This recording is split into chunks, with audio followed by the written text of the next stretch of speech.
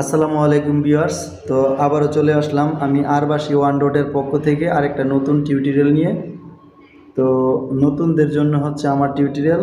তো এবারের টিউটোরিয়াল থাকতেছে আপনারা যে বাঁশি বাজাইতে গেলে বিভিন্ন জায়গায় ডাবল টাচ করতে হয়। তো এই ডাবল টাচগুলো আপনারা আঙ্গুল ফিঙ্গারিংয়ের যদি চর্চা না থাকে তাহলে হবে না। তো এই ডাবল টাচগুলো আপনারা শিখতে হবে। তো ডাবল টাচগুলো কীভাবে শিখবেন? সবগুলো আঙ্গুল বন্ধ করে বাঁশিতে ফু দেবেন।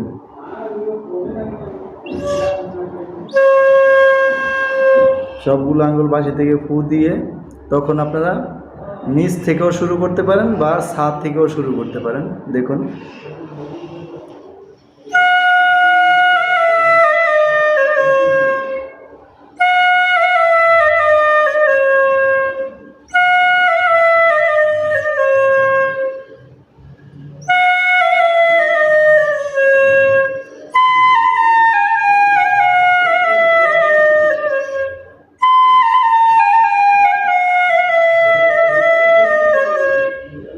তো আপনারা এই ডাবল টাচের যে কাজটা এটা বিভিন্ন জায়গায় লাগে, তো এটা কিন্তু ওই সময় সঠিকভাবে আসে না।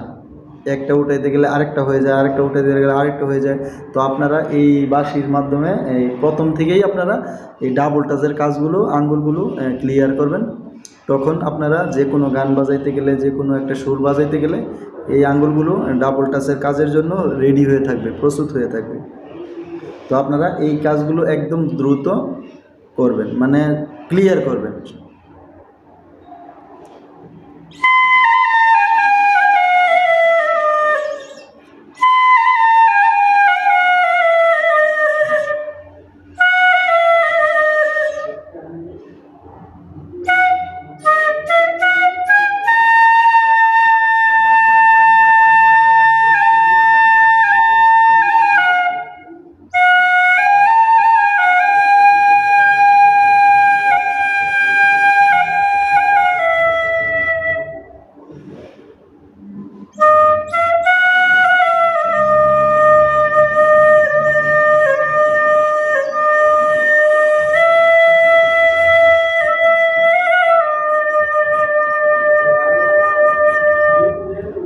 বেশিরভাগ করুণ সুর বাজাইতে গেলে বা কোনো সুর বাজাইতে গেলে তো এই ডাবল টাচের কাজগুলো প্রয়োজন পড়ে।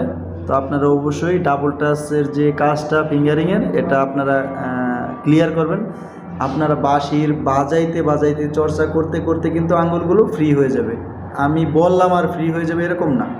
আপনারা যত বেশি আঙ্গুল ফিঙ্গারিং আপ ডাউন করবেন, যত বেশি বাজাবেন, তত বেশি আপনার হাত মুখ ক্লিয়ার হবে।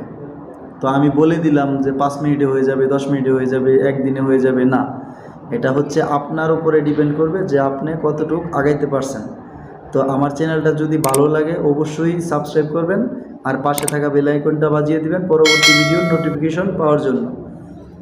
তো কথা না বাড়িয়ে চলুন ভিডিওটা শেষ করি এই পর্যন্তই।